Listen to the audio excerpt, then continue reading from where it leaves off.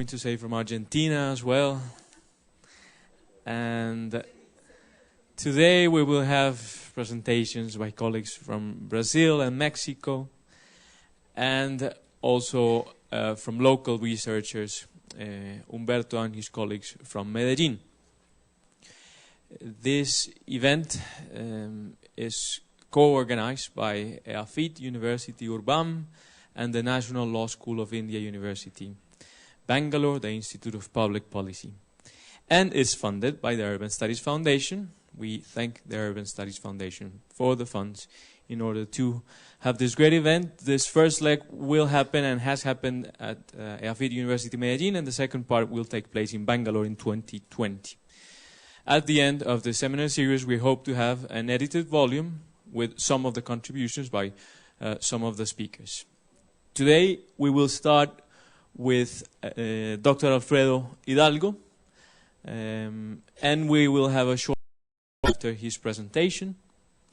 We will also have presentations by Pedro de Cristo and Humberto Barrera, and after those presentations, we will have a small panel for discussion with the three of them.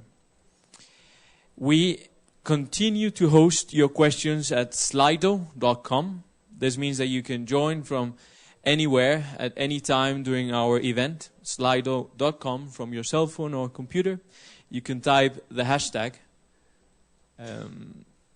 USFSS Medellin 2019, and you can type your questions. Once you type your questions, you can also vote for those that you think should be answered first, and I invite you to do it. You can vote at any time, and you can undo your vote as well if you think it's not relevant anymore. I invite you to use Slido during the event. In order to continue with the first presentation, I'd like to introduce Dr. Alfredo Hidalgo, very good friend of Urbam. I was just overhearing that he was also with Pedro and with Alejandro 7 years ago in a similar event hosted by Urbam, and also a good friend of many of us. Thank you, Alfredo, for joining us. Alfredo is now the Dean of the School of Arts, Architecture and Design at TEC de Monterrey. EAFIT University has an agreement with TEC de Monterrey, and we hope to have many more possibilities of collaboration between both institutes. Alfredo has also collaborated and contributed highly from Zapopan and Guadalajara metropolitan region in urbanism and transport, and I had the privilege to share with him some interviews and dinners and while I was doing my PhD there. So thank you again, Alfredo, for joining us.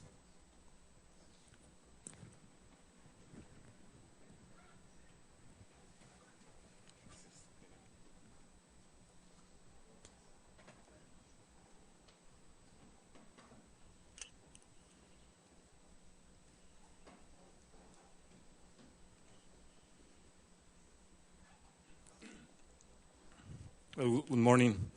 Thank you, Carlos, for the presentation. Alejandro, Urban, Pedro, Camilo, well, Oscar, everyone that is here is they're very, very good friends. And for me, it's an honor to be in a place like EAFIT, like Urban. We have a relation for a long time, and every opportunity that we have to share that what we are doing, and what we was doing, and what we want to do in the future is opportunity like today to talk with you and to have a new friends and the opportunity to meet people working in the cities and for have a better cities and a better world right now. We have not only talk about the cities with the problems like we have right now in the Amazonas. It's not only our cities, it's our planet, our earth, and well, a lot of problems we have right now. We need to start with one of them. Well, context first. I need to be very honest with you, because we all want to be Medellin. That happened when we are talking about the cities. The problem is that everyone wants to be Medellin because of the experience, because of the way that they have chosen to transform the city. But really, because of the simplicity which you share with us, the way that you use, because Medellin has the capacity to be a example that for cities like my city, like Guadalajara, or like cities in Mexico, can learn a lot of you. And well, but Guadalajara, yesterday Alejandro said that Medellin was a lab, and I know that it's a lab that many people around the world want to learn about that, what happened in Medellin. And many years ago, we were thinking about Guadalajara was another kind of laboratory, a laboratory about the problems that the Latin American cities have, and was the same kind of problems. And because of that, we thought that Guadalajara is a good place to start to understand and to work about how to change this kind of problem that we have. Was maybe the first time that we asked to understand that we need to talk about the South-South problem, the South-South dialogue, because we was part of the cities of a global South. And this is a kind of image about our cities, the urban sprawl, the condition of the periphery of our cities is a very common image about that what we have, and the image about that unequal cities is maybe can be part of the same pictures, and one of them is in Asia, another one is in Zapopan in Guadalajara metropolitan area, but maybe one of the places is the same, and the condition of the people that live there is the same. They have the same kind of problems and equal conditions for the way that they have to live. And the relations of the interesting side of the peripheral area is also the same conditions. And the problem that we have with a city that is always more close, that close city, the place where the people live is inside of the ghettos where they feel always far away from the rest of the people from the own city is always more common. Right now in Guadalajara, all the new houses that has built is in a closed city.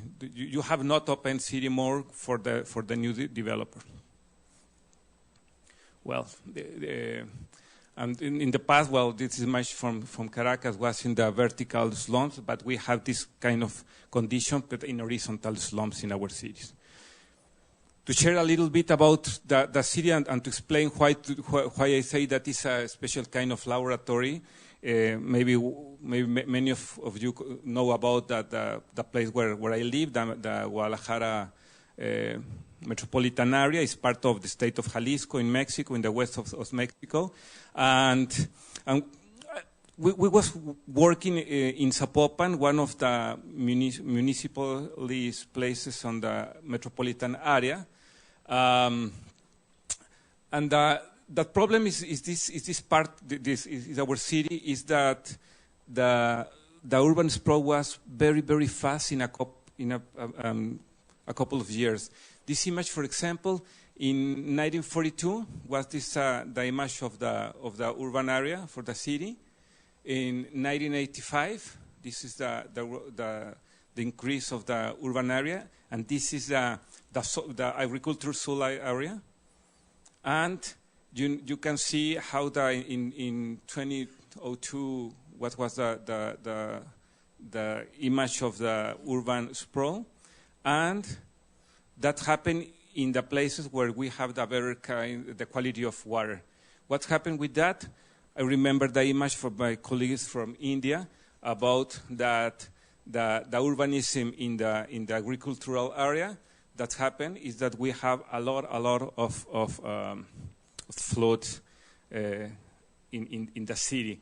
You have shopping centers with water inside of the shopping center. You have a lot of street with cars like a ship in the water, while you have a lot of people without water around the city. Maybe 20% of the territory has not water.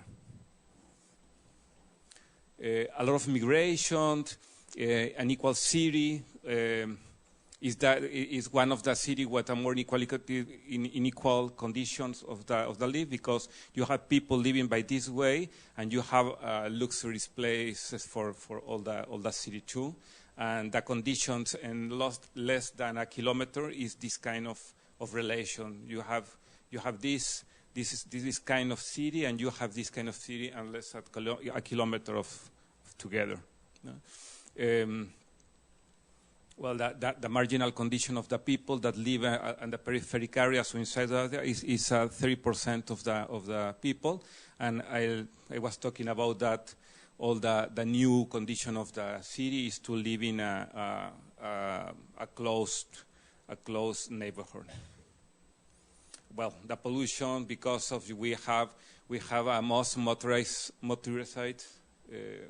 city.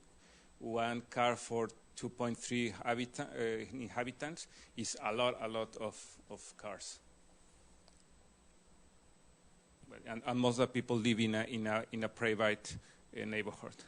Well, looks at in 1995, that was the condition of the population in the global, and in 2010. This is the condition. The most of the people increase the population in the South Global. Because of that, we start to understand the conditions of our cities was to talk about with the similar cities around the world. But we start to understand that problem was very common with the cities in the Global South. But we also start to talk about that what's happened with the second cities, the not capital cities, was another kind of condition that we can share and we can talk about it. More than 10 years ago, we start to make some kind of dialogues. Alejandro was part of one of them. And the dialogue was people invited from the north of the global was people that can share with us some lessons that can help to us to understand some things that was part of the problem that we have.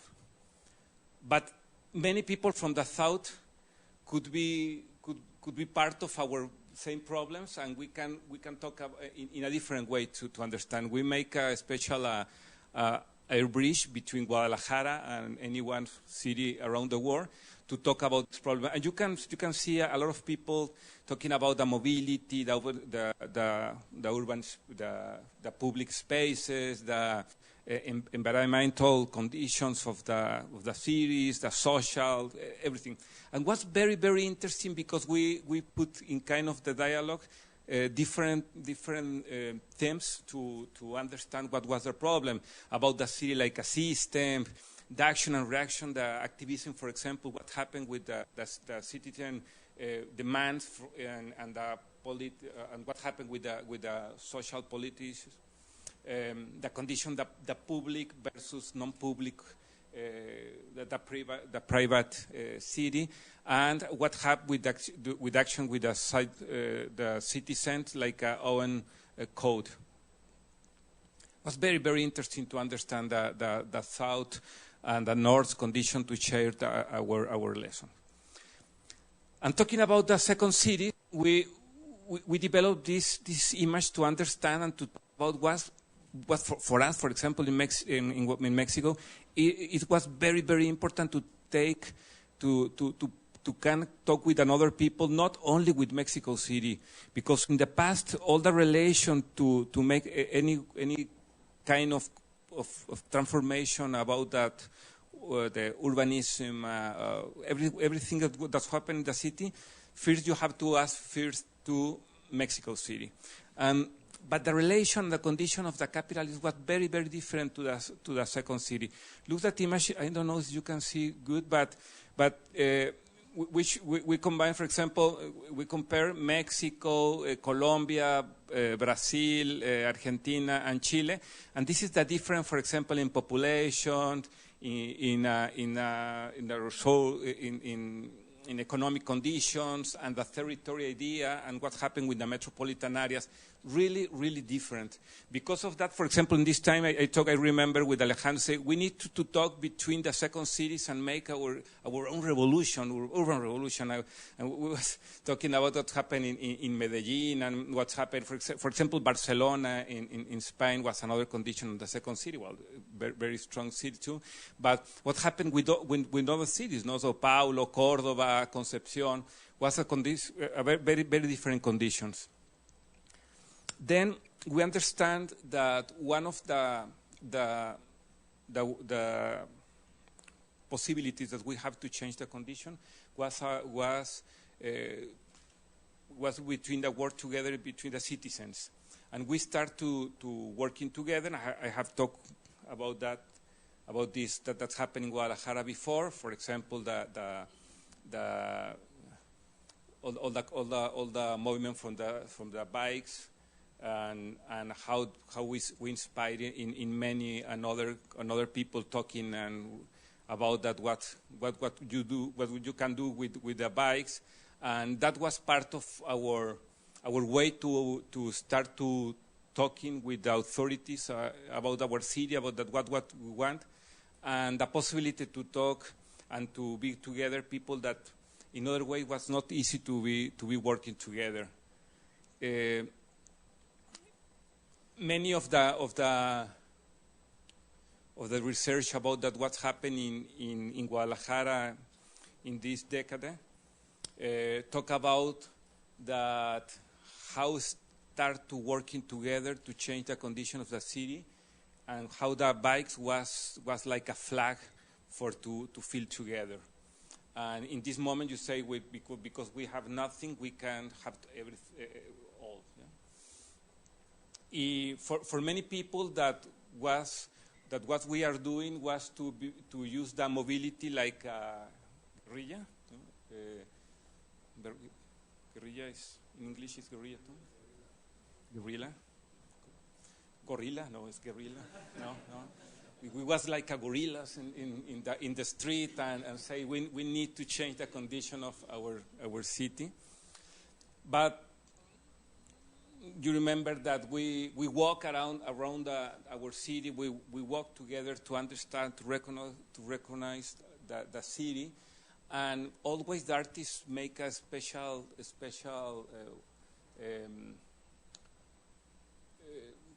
There was a accomplishment with us to work, for example, to put this kind of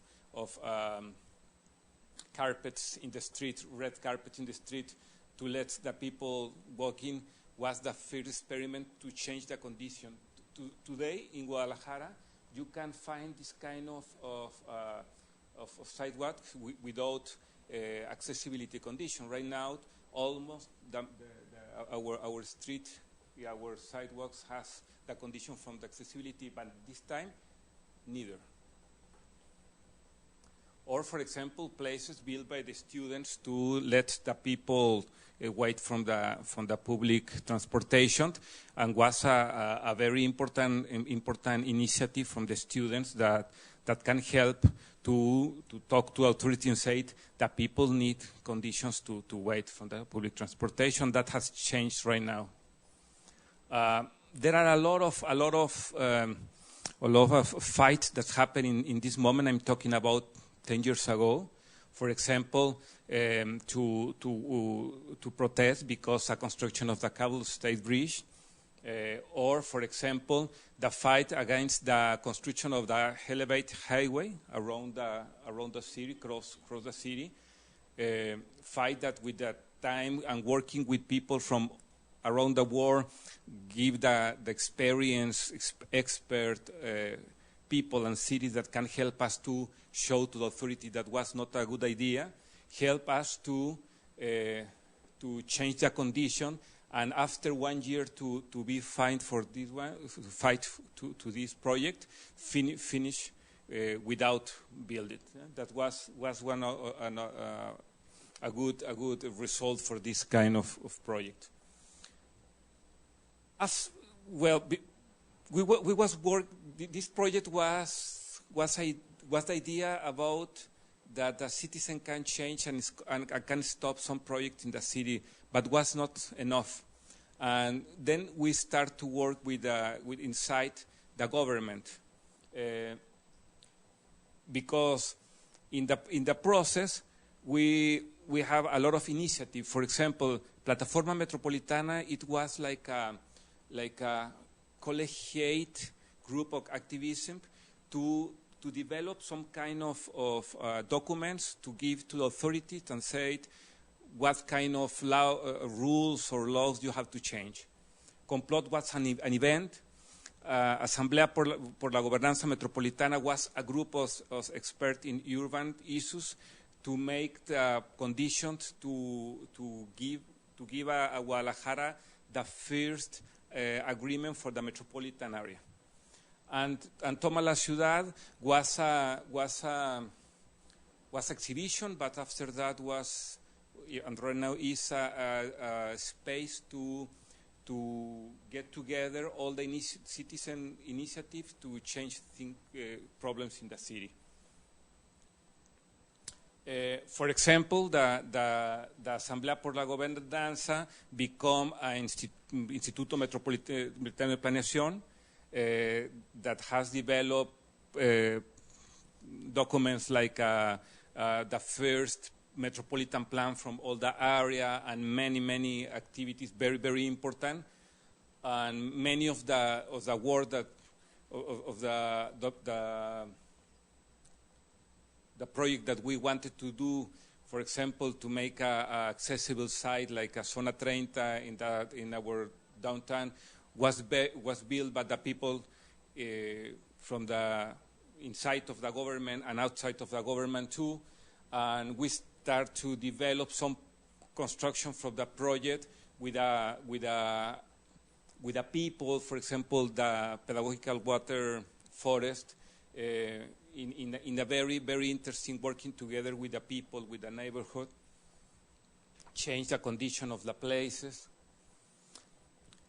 And many of the people that we was talking 10 or 12 years before about how to change the conditions become authorities in Guadalajara, in Zapopan, in the state of Jalisco. And right now we want to know what's the next step, because I'm not sure that in this process, Alejandro was talking yesterday about that the most important is that you have built local condition, local abilities, how to say, local capacities from the people, and they can continue with the process without you, for example, without urban, without the authorities. I'm not sure that we have to do that, because many of the process was led by activists that when they go to the government, they lost their fights. And right now, for example, for us, it's not easy to understand the difference that we have between the authorities, the government, the power of the authority, with the original ideas of how to do it. For example, Guadalajara we have a lot of problems right now with drugs traffic. We have a very strong cartel, drugs cartels, and there are a very important fight between the government and the cartel to take the authority of the places, and that was not a good idea when you have to decide what's the most important activities to do. We have our own strategies. For example, right now, like Carlos said, I'm working in the Tec de Monterrey, the university around Mexico, the private university that starts in Monterrey, but right now we are in 26 cities around Mexico. And we developed a strategy to be working with different cities. I'm talking about the C-Lab, a special urban lab that starts in 5 cities in the country: Monterrey, Querétaro, Puebla, Guadalajara, and Mexico City.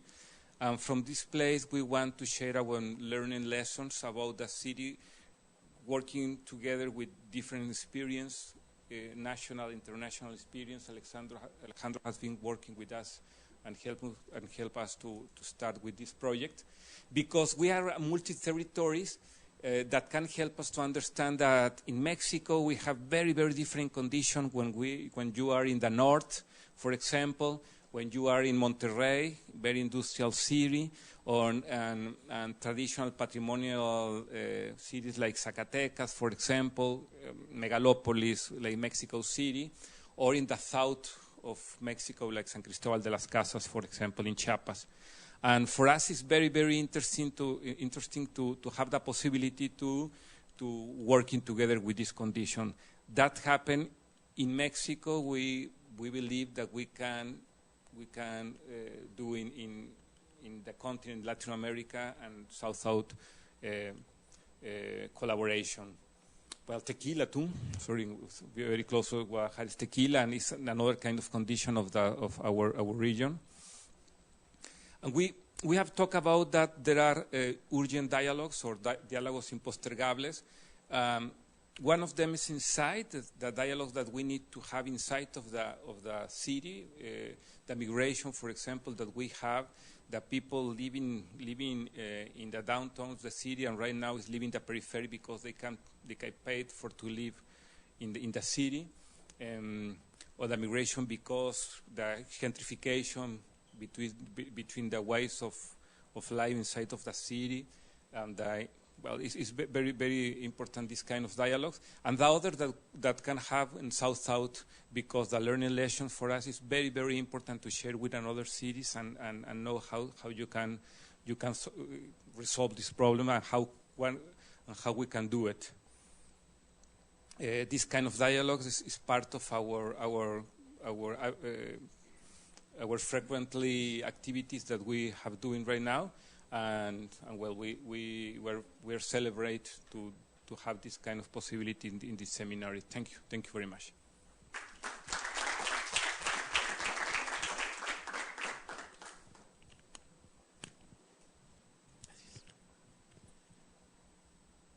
We will have a very short break, 10 minutes, and we will return for the next sessions. Please don't go too far away. 10 minutes.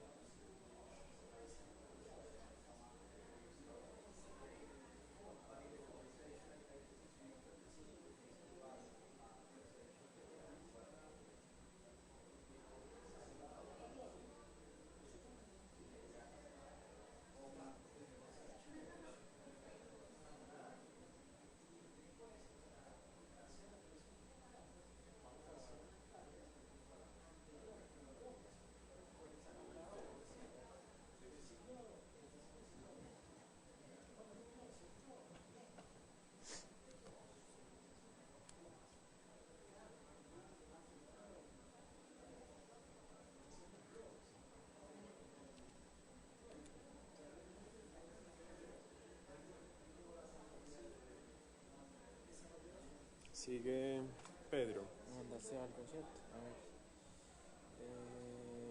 Biografía Pedro me mandaste. Ah, bueno, pero falta la de Humberto. Listo. Entonces vamos con Pedro.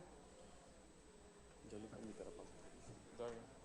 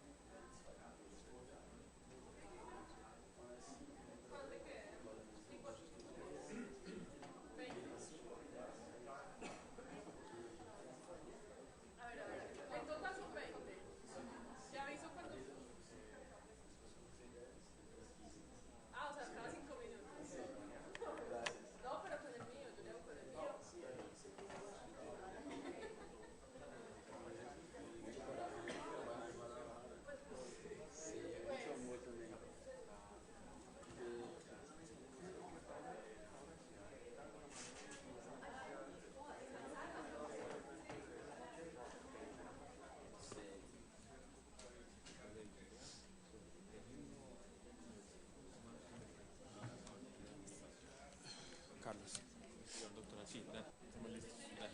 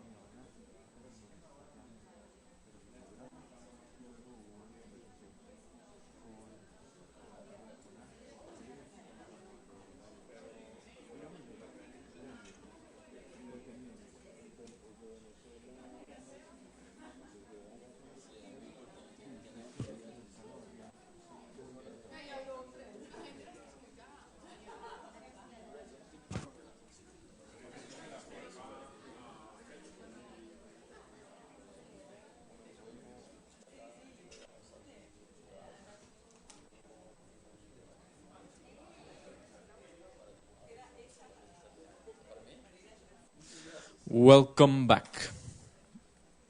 Thank you for joining us. You can type your questions using Slido. You can use this hashtag and type your questions. You can also vote for those questions that you think should be answered. And I would like to welcome our dear friend Pedro de Cristo. Pedro is public manager, and it's a designer, an activist from Brazil. He's also a professor in our masters in URBAM.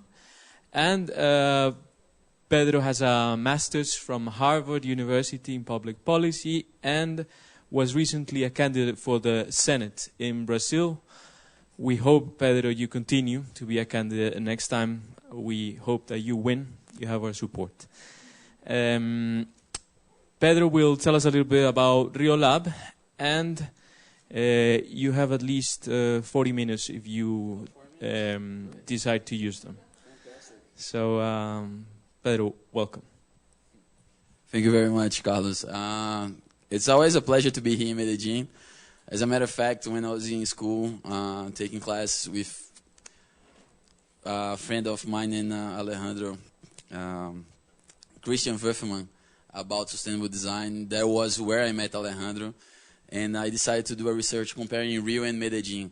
We were in 2010, right before the Olympics, and Medellin was just such an amazing case, and it was a very interesting urban strategy that we thought we could adapt in Rio and evolve.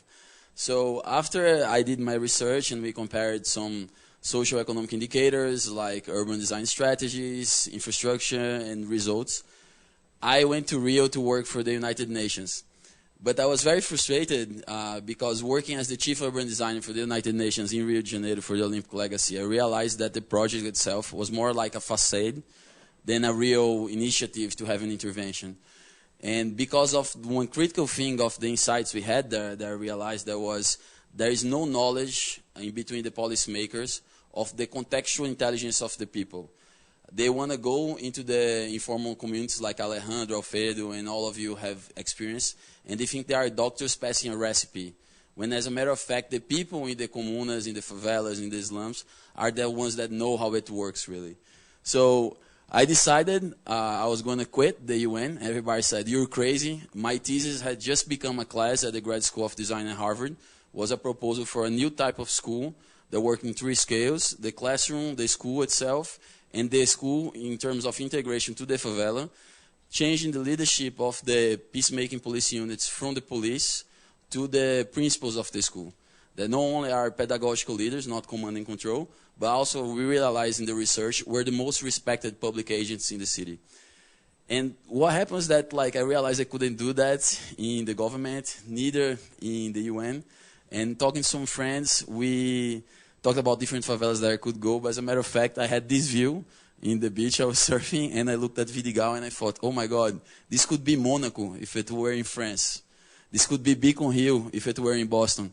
But thank God the rich people of Brazil are not so smart. It's a favela in Rio de Janeiro, right by the side of the most expensive square meter in the country, which is Leblon. So I thought, this is a favela that if we build a coalition of the community, experts, and some investors with some vision, we can make a difference and turn it into a lab. So I moved to Vidigal, and I managed to convince some colleagues from Harvard and MIT to move with me and work, some permanent, some in more space time. And we decided that we would first bring a rational approach to it, why we're doing that and why did it matter for Rio in terms of a legacy. So in terms of context, when you look at the world today, you have 82% of the world population living in what we call the majority world, Latin America, Africa, and Asia. And 93% of all urbanization in the planet until 2050 is going to happen there. But all the focus of urban strategies and designs are always focused in the Europe, in the US, in the rich world, which have solutions that are awesome, but are not very adaptable to our realities, be it climatic, cultural, or financial, among others. One very important thing that we realized doing research with the support of the Grad School of Design at Harvard, with the Apto Fellowship, was that there was a pattern in all these cities, a spatial pattern, which is the divided city program. You have the areas with most income and wealth, with better infrastructure, and the surrounding areas are poorer. The farther you are from the densest areas of wealthy people, the less infrastructure you have. And we realized this was a cycle that started with less education for these people, less access to education, health, and security. Then it resulted in less income, economic entitlements, the Bangladeshi economist Marshall Sen calls it. And these people with less economic entitlements had less political voice. So we have a representative democratic system that doesn't come from Athens, which was a mix of direct and representative democracy. We have a modern system that's designed to be aristocratic, where the rich have more voice. And in São Paulo, for instance, you have 13 million people living there. And you only have 55 chamber representatives in the municipal chamber that decide the whole design and construction of the city. So if they want to mess around with a rich community, the rich people have the power and the voice to go there and complain, go to the newspaper. But if they want to do a crazy project like a teleférico, a metrocable in an area that doesn't work, like they did in other city, in Rio, for example, and people need sewage, like 71% of the people in Alemão do not have sanitation, they have to take it, the metrocable, because the government decided they had no voice. And this result in urban development creates a city that's not fully integrated and has some gaps, some islands in it. Usually not like this. Usually it's the center infrastructure and the surroundings with less infrastructure. But why is this important? Not only in a human way. Economically, it's very important as well, because some researchers at MIT, Wei, Betancourt from the Institute Santa Fe, Geoffrey West, they did a research in the rich countries in the world, in the rich cities, and they realized that every time a city doubles in size, there is a superlinear scale of 15% of gains of productivity for the city. But when they did the research in the cities of the majority world, they realized that didn't happen. And in the modeling, the result was that because the grid was not connected. So when the city has a lot of slums and not all the people are connected, not only the poor lose, also the rich. And why I'm saying that? Because it's very important when talking to government and to companies to make this information available. So they realize that not only human interests that drive us mostly, but also economic are important in terms of integration. So we called this the cycle of the divided city program. And we decided to focus in Rio and Vidigal. This is my image of Rocinha in Rio de Janeiro. Rocinha has 100,000 people living there, right by Jardim Botânico. And what's crazy in Rio, and it's very similar here, even though here is a bit less dense, is that Rio has 20% of its population living in the favelas. But the favelas occupy only 3% of the built space. It's like all of us here are locked and shortened in a very small space. So the more, like, the lesser space and more people, more problems you have. And that reflects in the favelas in many ways. So one thing that's very common in this program is the city, even though usually it's designed from the top down, from the city chamber or technocrats, it works in itself as a system. And systems are decided from the bottom up. So you have a violent outbreak or a health crisis in some favela in Rio. Usually the patterns are very similar between public health and violence. And it spreads from a favela to the asfalto. And soon, this problem will start happening in other favelas as well. And all of a sudden, you have a systemic crisis. So it's very important when doing urban design to think about this context. How can we prevent this from happening, not just react? Another key thing that's happened is that we used to call it climate change, but just recently, I should have changed it in the presentation, myself and another group of scholars are calling it climate crisis. You know, that's what's happening, a critical imbalance in the Earth system. And we did this drawing, this graph, where we see here, there are people with physical vulnerability to climate change, 2.8 billion people in the world. And we have 4 billion people with socio-economic vulnerability. And we have an intersection of 500 million people living at extreme risk, both socio-economic and physical. These are people that get screwed with floods very often. They are close to the fires in the Amazon, and they have no means to move away from these areas and also to have a political voice. And then we have a case that was, until this day, the best response to this problem of the divided city program and integration, which was, for me, my reference on working with urban design. And I would say very clearly that's the most important urban innovation in terms of integration in the last 30 years, which is social urbanism. We know all the great things that happened, the leadership with Fajardo, a very different kind of person. He got together with Alejandro and with Jorge Blandon, and they walked the city. And he brought this proposal of Medellín, La Más Educada. Education is the core of my program. And not only that, but let's bring civility, very inspired by Mocus in Bogota as well. EDU, that was very critical for social urbanism to be successful technically. Why? Because city halls are organized in stovepipes, you know. Every city hall has its department, education, urban development, health. And The problem is, the biggest problems in the world are interdisciplinary. Urban integration, urbanization in general, the climate crisis, how do I say it in English? Early childhood development, and so on. So when you need to do an interdisciplinary project, all the secretaries are fighting for the resources, but not only for that, they are fighting for political interests. Who's going to have more prominence, who's going to have political gains with that can run for mayor the next term. And then things don't happen.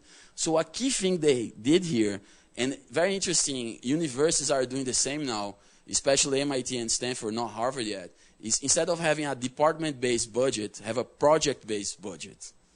So if the project is to integrate the city, what are the expertise we have to bring together in a single budget for doing so? And this was a key thing EDU did. Other than that, also bring interdisciplinary expertise to work together in the problem of urban integration, social workers with urban designers, engineers, educators, and so on. I like this image of Nororiental of the bridge there because it's exactly what it means. EDU was a bridge between experts and government departments to get a goal done. And not by chance, no other city in the world was able to replicate what happened here, because also nobody did that, which is crucial. Another very important thing of Medellin was the strategic urban plan, with the library parks, the schools of quality, the Plan de Poblado, but especially the Planos Urbanos Integrados, and most of all, Nororiental. What was very key in here is that people realized for the first time, not that they realized, but they did, that it's not the housing, the main solution for integration. It's very sad in a way that you go to Harvard, MIT, and see our colleagues in there and many places around the world, and the main architects and urban designers are talking about the key thing for integration is housing. It shows a complete ignorance of how favelas and slums work. Because if you go to a slum, you realize the thing that works the most in there is the housing. What they do not have is the grid, is the infrastructure, the sidewalk, the drainage, the energy, the mobility, and so on. So Medellin did housing, did Juan Bobo, those buildings was very important, did other housing projects, but most of all it connected the people. And a key thing in the grid that people talk a lot about in here is that the metro cable in Medellin actually makes sense and work. But this expansion of 1.5 meters in the sidewalk generated an economic gain of 30% in the local commerce and made the city available for the people and made this Nororiental safer because now people are in the streets. So all that talk about Jane Jacobs and the eyes on the street, this is done. So this in here for slums and for the world is as important as this. But like you go to Rio before the Olympics and the governor, me and Alejandro, we re-encountered in a debate. The governor built a metro cable that was half of the extension of the one in Medellin and double the price. And put it in Complexo do Alemão, the community I told you, with over 70% of people without sewage. So these are the kinds of things that have to be talked as well. No, they are not so flashy, but they are decisive. The design quality was another thing that was very important. People see themselves in the environment they live, and it's a fact that beauty makes things more effective. You know, beauty is functional as well. Of course, social function comes first, economical sustainability, environmental, innovation, but beauty is key. And you here have the Biblioteca de Espanha, Explora, the Botanical Garden, and Ana Elvira's schools of Alto Mercado, all that give a sense of pride and respect to the people associated with the other things. But, I mean, everybody talks so well about Medellin, and I love Medellin, and as I said, it's the most important urban innovation in the last 30 years in terms of integration, but it has problems as well. And it's funny because I put in the references of the paper Organum by Aristotle, which is his treatise on logics, and Novum Organum, that's Francis Bacon's critique of Aristotle and proposal of the scientific method. So it's in the same spirit that I'm making the critique here. First thing that was a problem when we did the research here repeated times was the reality that the community was not so involved in the planning as they could, and it's natural. There was a huge involvement, but not in a structured way that could survive from mayor term to mayor term. Another huge problem was the takeout of a lot of people from the management of the public space they demanded. The case that struck the most for me was Centro Cultural Moravia. It's an amazing project by Rogério Salmonella. It's beautiful. It was demanded by the people. But when Fajardo left the city hall, the successive mails took away the leadership of management of the equipment from the community. And then what happened? The community stopped using it as much, still use it a lot, but the costs of maintenance increased. And then I go to the second challenge, Medellin challenge, MC2. The engagement in the integration of the city decreases, the maintenance costs increases, and what happens? The ADU and the city hall have less money to invest in expansion because they have to spend on maintenance. So one of the things we did on Vidigal, I'm going to show later, was a project that proposed the integration of direct and representative democracy and put people in the leadership of the public spaces in their communities. Another problem that's also like nobody's perfect, of course, only Singapore and the Netherlands do that, is landscape design. It was a huge change, taking away from the housing to the grid. That was revolutionary, and the impacts in Latin America, all the things we said. But it's a fact that with Medellin's over 200 quebradas and water, which are a huge asset, but also a huge risk for the people living nearby, in terms of contamination of the waters, in terms of landslides and so on. The landscape design, both in the comunas and also in the city center, are something that have to be worked more for future adaptations of social urbanism. Another problem is the environmental risk and the disorganized growth. One of the things that we focus at first, because of the experience here, and I knew Alejandro and the team were working with Rehabitar La Montaña, the project on the fringe of Medellin, is how do we contain the disorganized growth of a project that's working? Because it's an unintended consequence, right? The project is a success, and people in the countryside here, oh, Medellin now has good schools, has good libraries, so I want to move in there. And they come, and they go to the fringe. But at the same time, you can't allow this migration to happen totally disorganized because of the risks in terms of construction, landslides, the costs for the city hall that sometimes is not so prepared to do so. And in here, you have the problem of the landslides in the fringes, and as we see all over Latin America, like in Lima, for instance, as well, the pirating of like the cities with what we call in Brazil grileiros. But also the environmental risk, right? Medellin's topography is beautiful. You come here, you think it's a fairy tale. Oh my God, this valley with two rivers in the middle and the lights are shining at night. I want to live there. But then you realize that it's a problem like in Santiago, for instance, because the smoke comes up and the mountains contain it, you know, with the winds. So how social urbanism can, and I know Urban is working a lot with that, medio ambiente and urbanización and so on, can work on this as well to avoid problems for the future. The fifth thing is not so related, but is a thing I know that was fought here in a less direct way, is Medellin mais educado. And it was amazing. Great work, all the indicators went up, the spaces are better, but what's wrong with this image? And it's not Sergio Fajardo's fault, not Alejandro, not the city's fault. The problem is that as in Latin America and in Asia, in our majority, are lagging behind like crazy in education because we are living a technological disruption that's going to isolate the biggest chunk of the world population away from the main means of production.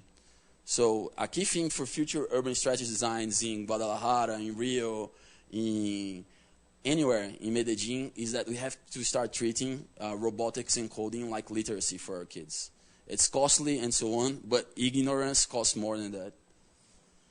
So, together with this critique and this huge learning from Medellin, we were supported to do this research over Latin America in 6 cities: Rio, São Paulo, Santiago, Lima, Medellin, Mexico City. Over a year, it were 30 plus projects in this case of architecture, urban design, and urban strategies.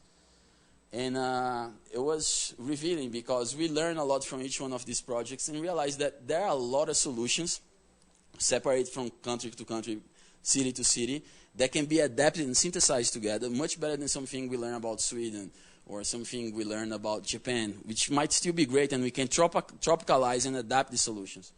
And this all resulted in the Real Lab strategy. So what we did basically, like I told you, I looked at this place, oh, it's beautiful, we can do the coalition and so on. But it had to make sense in statistical terms. You know, the favela had to be representative in terms of the density, you know. 3 times denser than the rest of the city. Had to be representative in terms of the per capita income. It's half of the average of the city, very similar to the majority of the favelas. The households with income of like more than 2 minimum wages, very similar to the favelas in the roughest areas, in the north zone, in the west zone, and so on. A different thing that facilitated things for us is that the level of education was a bit higher in Vidigal than the other favelas, but it was necessary. They also had a huge history of activism that enabled us to put pressure on government and for people to organize in a faster way. But the key problem realizing doing research in the favelas was teenage pregnancy, which was the same level across Rio de Janeiro and Vidigal. So 1 in 4 girls until 18 years of age had been pregnant and had a kid or were pregnant. And this is critical because these girls become single mothers, the kids grow without the father reference, then the reference is the drug trafficker, and the cooptation of kids to the drug business and to criminality is usually between 11 and 14 years of age. And this was critical in Vidigal. Another thing that we realized that we had no idea was that the official census was always counted down. Because according to the Brazilian Constitution, if you reach some numbers of population, you have to bring public equipments, like a public health unit, a school, early child development unit, and so on. So they would count down the population not to bring the equipment. The first thing we did is like, okay, we have to define what's our policy for this lab. And the first thing in the policy was we have to have a delimited space, very specific, where we know that we are doing can be measured, and we're going to know if it's working or not. So we delimit the built space of the favela of Vidigal and the Two Brothers Mountain natural environment, and said, like, we're going to work in here, focus in here. What we do is related to all the scales, all the systems, but our responsibility is with this space. The second thing was, what's our coalition? We didn't have an EDU, we didn't have Sergio Fajardo as mayor, and we had a smaller scale to work. But we had a place that was very valuable and was at risk of gentrification, had a lot of media attention and so on. So we built this coalition between community experts and investors. The other thing that was very critical in the policy was like to bring different skills to work together, you know. Urban designers, architects, public policy makers, artists, engineers, educators, and people from outside that had notable experience, like Alejandro, Marcia Castro, who is today the director of the Department of Global Health at Harvard, Joshua David, that was the co-founder of the Highline, Betsy Rogers, that was the president of Central Park Conservancy for 30 years, and Regina Maia, that was at the time the president and founder of the Brooklyn Bridge Park. And what was great is that most of the learning came from social urbanism, but they all brought different elements that we synthesized in the solution of Free Lab. Marcia Castro brought a lot of things about prevention of diseases regarding kids. Infectious respiratory diseases are the most cause of illness in favelas, and how to deal with the teenage pregnant mothers and teenage mothers. Joshua brought a lot of like strategies to do fundraising and like how to fight with the investors for good design in an area that's abandoned. Betsy brought the model of management we created, the CTA. The soil belongs to the city hall, but the unit of management is an NGO that has to respond, but can be used as EDU with like a project-based budget instead of a department. And Regina brought a strategy for the long-term financing of the park. The other thing we realized we had to do was we can't design just the space, you know. It was funny, when I was in Harvard, I was having classes at the Kennedy School, and people they always say, if you integrate data and services, everything's perfect. You reached heaven. And I was like, really? Space matters. Then I would have class at the Grad School of Design, and everybody would say, space is everything, forget the rest. If we design the space, it's great, it's going to work. I was like, okay, but people come first. They have to make this space work. And then when I had classes at the MIT Media Lab, everybody would be like, it's just technology, you know, software and hardware. Everything else doesn't matter. And I was like, okay, you know, I think it's the three together. So myself and some colleagues, we started working with this new design matrix, which is really, in truth, like a user experience that we adapt to use when designing any kind of project, in any scale. Can be a school, can be a hospital, can be a neighborhood, can be a city. That's what we're going to design. We're going to design how people are going to live in there, what are the policies, the services, the management, the space, both the physical and the digital, and what are the technologies that are going to be used in terms of the instruments and also the knowledge. The other thing that was really striking for us, and for me, I'm the son of two architects, the first house I designed, I was 17 with my dad and so on. And I realized from an early age that there were a lot of one-off projects, you know. people that do one amazing project, and then that studio doesn't do any other good project. They try to repeat the solution, or they get lost trying to do something different without any sense, and realize that what really matters, I'm not the first to say, that's process. But the problem in the process of architecture and urban design is very abstract and subjective. So we realized we have to bring quantitative indicators to feed the design and to know if it works or not. So what we did, we got the technological innovation process, the R&D, research and development, and we put the design. And what's good in here, we put some quantitative and qualitative indicators. In truth, it was easier for us because there is an emergency of a new technology called sensor technology that makes it much easier. With the sensors here, we can know how many people got in the room, how many, the quality of the air, the circulation of the air, the quantity of natural sunlight, and so on. You can have a lot of variables about the quality of the space. For natural spaces, the level of humidity in the soil, the presence of certain chemicals, and so on. And then this enabled us. And the idea is that first, for anything we're going to design, we do the research, then we do the design. And then when we're doing the first phase of development, we do the first phase of learning, of research, actually. And then this learning feeds the second version of design. So the last thing about the policy was the adaptation of the urban strategy, the results, and they scale up as public policy. And we were very happy at the time because the city of Rio based the 50-year plan for the city. In the 50-year plan we did for Vidigal and Park CTA. It was called CTA 50. They even called the name Rio 500 and so on. But anyhow, that was a success. It was good. The other thing we realized was that there were some programs, not in terms just of physical projects, but the programs, how a school works, how democracy works, how urban development works, that were very problematic. And the first thing we did, we went backwards in the Medellin problem, that would attack MEC 5, Medellin Challenge 5, was education. So we adapted my thesis. We created a plan that was like a concept plan, basically, that fed the creation of a conceptual school, but was most fortunate for us at the time. The Secretary of Education of Rio, Claudia Costin, that also taught at Harvard afterwards and was the director of the old Bank for Education, she decided to make this concept plan a school, and it's called Gente. And basically, all schools are designed in a very specific program that's inspiring the production line of the Industrial Revolution. Because it was created at the same time and was founded, public education was founded by Bismarck, was a dictator from Prussia, and he wanted good, obedient civil servants. So it's a classroom where the professor comes, and it's all about content memorization. The professor is going to talk, and you have to learn. In technical schools, it's changed a bit. So what did we do? We created a space that would be project-based learning space where kids would learn doing projects, and we created the concept of school residence. The same way doctors have to do residence and go to a hospital after learning all the theory to learn in practice, teachers would have to do so. And what was our logic? It's because people are the most important thing in the world. What's the most important thing than the asset of humans? If you're going to have a plane, if you don't have a pilot. And we proposed this plan, and the school was created, and today it has the best educational indicators of all the public school system in Rio de Janeiro. Thank you.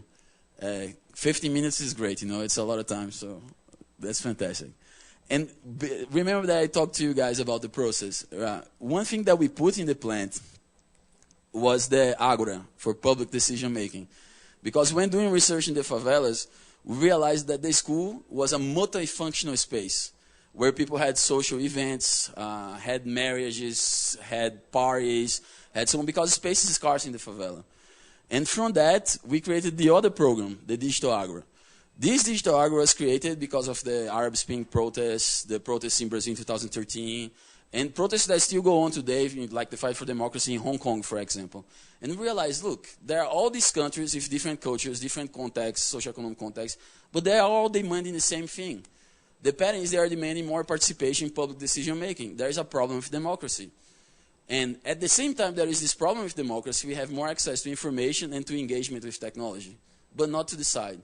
So we went to research how democracy surged, and we realized that, we didn't know at least, the creation of democracy was as much a political as a spatial revolution.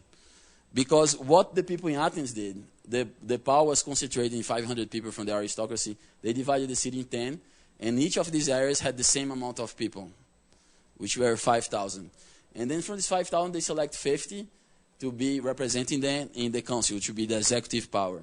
Then the judiciary would be like, you'd go, everybody here there today, and there would be a lottery, and the people picked in the lottery would be the judges. And it worked in Athens for 100 years.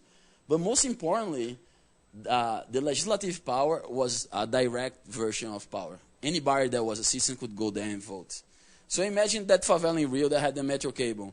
If people could vote, if they could decide between having sewage in their houses, 70% of the population, or a metro cable, what do you think they would have chosen? Of course they would have chosen the sanitation. So we created this program that has spaces for learning, for creation, production, and for public decision-making and articulation, called the Digital Agora. And what was key about it is that we built it, I'm going to show it later.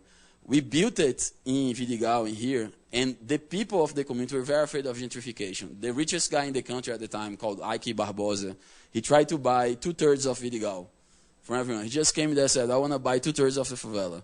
And people were desperate. They were afraid of being removed and so on. So they were like, oh, we have to protect the favela and so on. So I was like, okay, let's try this program where you guys can meet, discuss. We experts are going to show the data, the research, and then you're going to decide what you want to do.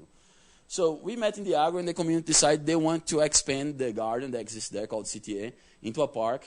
That would be a green belt surrounding the favela to contain the disorganized growth and the pirating of land that was happening in here, especially. And with this park, not only contain the growth, but also generate income and wealth for the population, keeping the trees up. And the people from the favela would be the managers of the park and also the employees. So we created this master plan in here, in the Pico dos Irmãos, beautiful view and so on. And it was officially created in 2016 and valued in $60 million, which was a huge success and so on. I'm going to tell what happened later. So here, the third part of the real urban strategy, you have the policy and then you have the projects and the programs, the main ones we worked. And CTA responds problems 4 and 3 of the Medellin challenges. And the Digital Agora responds for problem 1 and 2 because institutionalizes the participation of the community in management and public decision making. But we realized there had to be principles in terms of design that would be global. And the first principle is that you have to empower local capacity the most because it's the people that live on the territory, they're going to stay there if there is a problem, and they are the ones that have to lead the process. Because if you go in there and you say, I'm going to lead you to solve your problem, first, you're not going to have engagement, and second, you're not going to transform the most important asset anywhere, which are the people. So we are very proud that Real Lab was incorporated by the people of Vidigal and that the projects were led by the people, especially Parque CTA, that had 80% of the people in the management positions from the favela and over 90% in terms of the employees. The second principle is systemic urban landscapes. It's very sad to realize that everybody in the world is going to build cities or anything and just thinks about this scale, architecture. And we got in Vidigal thinking about it first. Let's design the Digital Agora. It's going to be amazing, solve the problem. But then when we designed the Digital Agora, actually before they decided to do the park, they were like, we want a staircase to connect the park to the grid. Because people are falling, a pregnant woman fell, some mother broke her ankle, and so on. And the other thing we realized, okay, but the rain patterns are changing, and like the landscape's change. We have to redesign the landscape, and we have to collect the water before it hits the built space, so it's not black water, it's gray water, and we can use it because shortages of water are becoming more common in Rio. Great, but one key thing about that is the plug-in, between the built space, the architecture, and the natural environment, and that's the urban design. So the urban design has to be multifunctional. What we designed in this staircase. It's a vertical public space. It's a landslide contention, resilience space, and also it is a filtering and drainage space. So 98% of all the water that falls in the surface is treated and distributed to the park and to the community. And this is very important because the idea of systemic urban landscapes is that before you come in there and build, and there's going to be a system there, whatever it is, a neighborhood, a business, whatever, there is a system that exists already, and that's nature. And if we don't integrate these systems, we're going to have serious problems. The other one is hybrid architecture. When we designed the Digital Agora, we were commissioned by 2 billionaire families. They want to do good for Rio in the Olympics and do a lot of PR. But then the crisis of 2013 came, and they're like, okay, we're not going to put the money. But the people in the favela are like, we want this space. We want to have a space where we can decide what happens in our territory. And we were like, okay, but how are you going to build it? And they were like, no, we have tires and we have debris and we have cement. We have a way. And the guys had invented the technology of bringing this together and recycling the tires. So we did studies of tension, distension, we modeled it, and we realized, okay, let's do the same concept of the staircase that's approved by the city hall to be built, but was not built yet, and let's build the digital agora of the park with local skill and labor. So what we did here was a contention space. It's a public space for people to meet. That's where they decide to build the park. And it's also a filtering system for drainage that distributes the water, avoiding this landslide. So this here became this. And that's the idea of hybrid architecture. You can design high quality space and so on, but if you don't have, you have to work with what is at hand. The importance, most of all, is the program, really.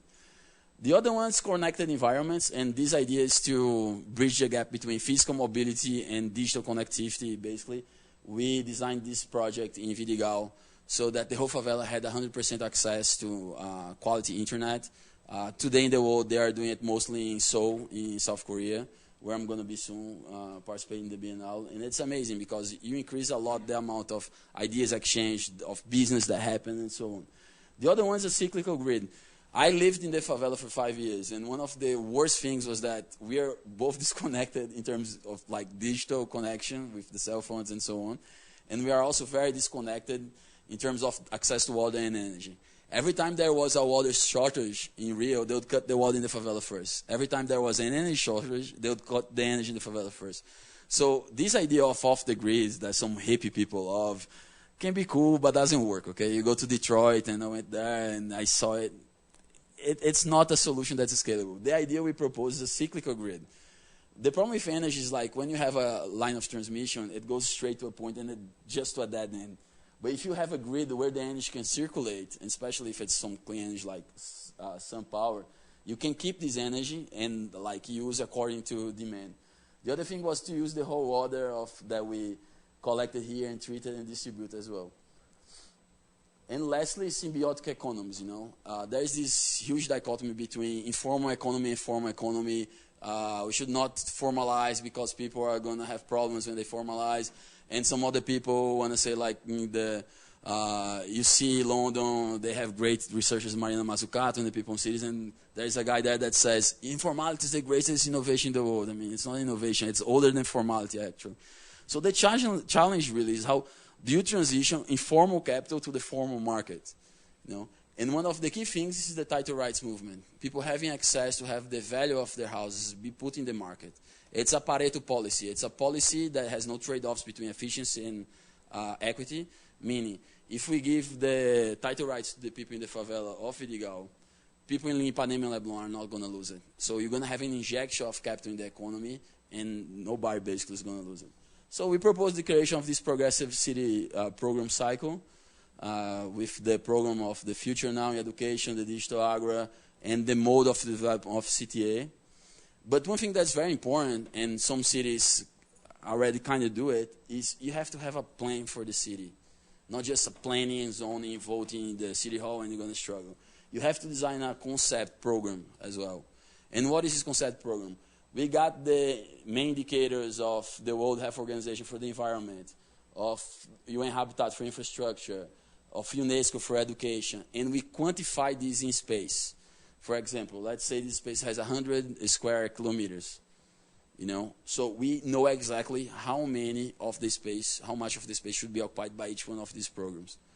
Then you have to adapt it to the topography and the reality of the city and do a concept plan. Who does it without the concept program? Singapore does it every 10 years. They change the main core of the concept plan. But every 2 years, they have revisions. And every 5 years, they have a major revision. And it helps a lot because then the city knows where it's going and can adapt the processes and can balance the needs and so on. One thing we propose in Real Lab together with the concept program and the concept plan is a city life map. Why?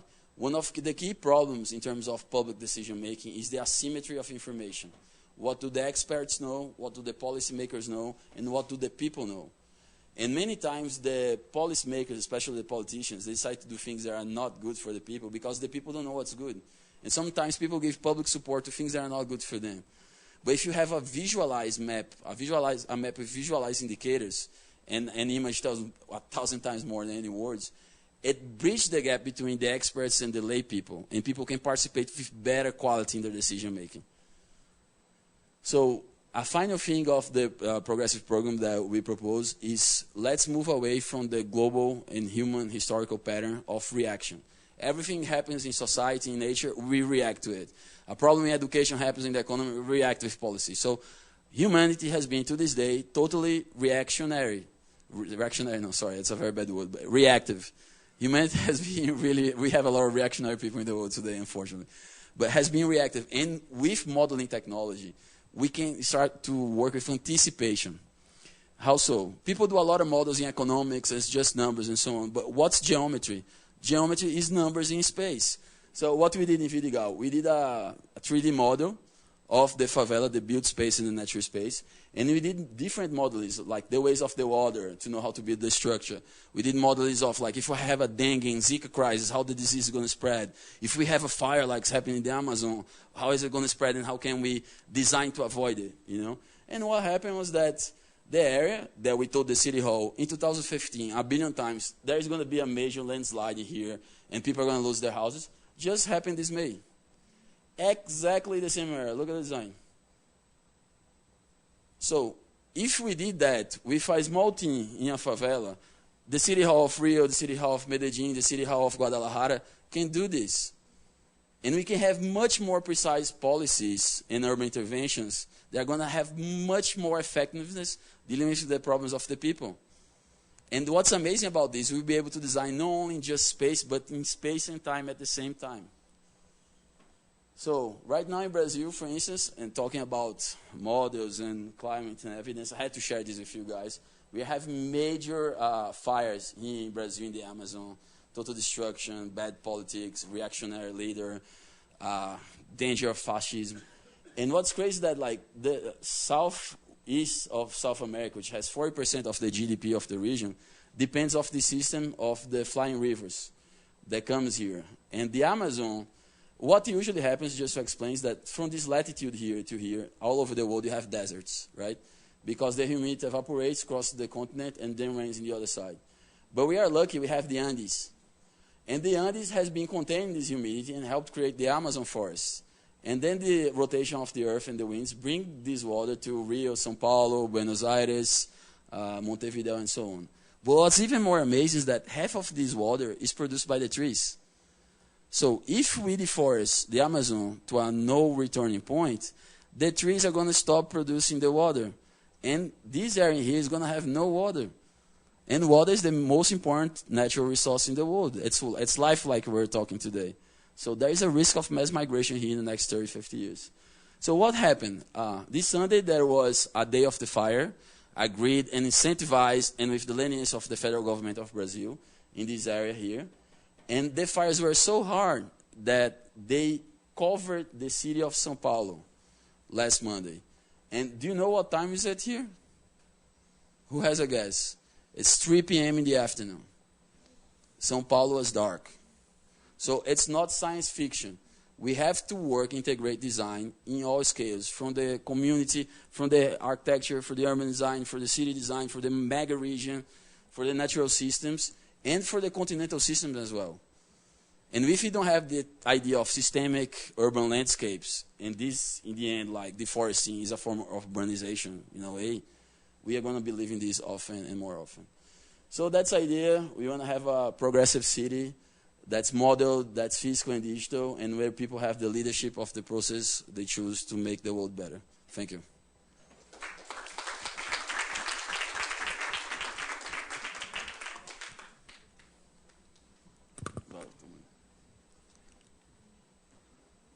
Thank you. Obrigado, Pedro.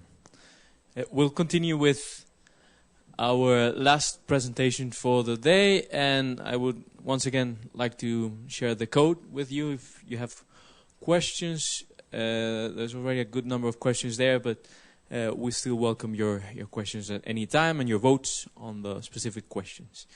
Humberto Barrera is our last presenter. He's civil engineer from the National University of Colombia, and he's currently at the British Columbia University in Canada, where he's finishing a master's degree in research related to transport. It's good to close with a local. No pressure on you, Humberto, but welcome to EAFIT. Well, good morning, everyone. As Professor Carlos was saying, my name is Humberto Barrera.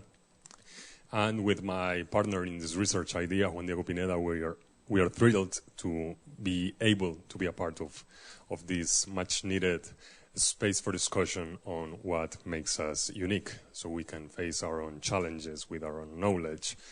And in that matter, I would like to quote a professor from our university, National University of Colombia, that keeps telling us that since we are studying the city and not just the engineering part of the city, we should consider ourselves civilized engineers and not just civil engineers. In that matter, what is this research idea? What we're trying to answer is, how do we integrate goods transport, goods movements in the city planning? How do we make this issue an urban issue and not just a transport engineering issue? Sorry. So basically the content that we are going to share with you today of this idea is a mobility imaginary and how it's related with goods movements, how it's related with city dynamics, the relationship of urban goods movements with the built environment and our own urban consumption, the governance and governability of this system, the struggle for land use that this system has with other urban systems, the externalities of our extremely high dependency on trucking services, a brief comparison on why do we move as passengers and why goods move in the urban setting, how economy shapes those movements. We're going to present a brief analysis of, can we talk about an urban sprawl triggered by this specific system and not just because of habitational needs? How do we integrate those movements in our own specific needs for urban planning and our proposal and specific proposal with some conclusions and further research? So what is the idea we have when we talk about mobility? What comes to our minds when we as citizens talk of mobility? Maybe this is what comes to our minds. In the specific case of Medellin, we talk of a multimodal transportation system for passengers. For most cities, or at least for lots of cities in the global south, maybe we don't have this multimodal system and we'll just depend on two or three of them, with walking as the main source of transportation in the global south. But with that image in our minds, I would like to say, what happens with this scenario? Isn't just this mobility as well? Don't we need to share our space, our infrastructure, our possibilities with our needs to consume, to produce, to survive in terms of goods dependency? This is not unusual for us, especially because, once again, in the global south, we have an extremely high dependency on trucking services on our cities. So, yes, we move, but cargo moves as well, and we have to share the space with them. This is like the reality of our city. We define, we design, we project infrastructures for moving, but freight cargo, this type of transportation has a specific needs that are not being covered in our context. So we project two lines to move, but we have to dedicate one of those lines just to stay there with our consumption needs. A really interesting view for this is that every single actor of the transportation system is claiming for exclusive infrastructure. So pedestrians are claiming for exclusive infrastructure, so does bikers, motorcycles, private cars.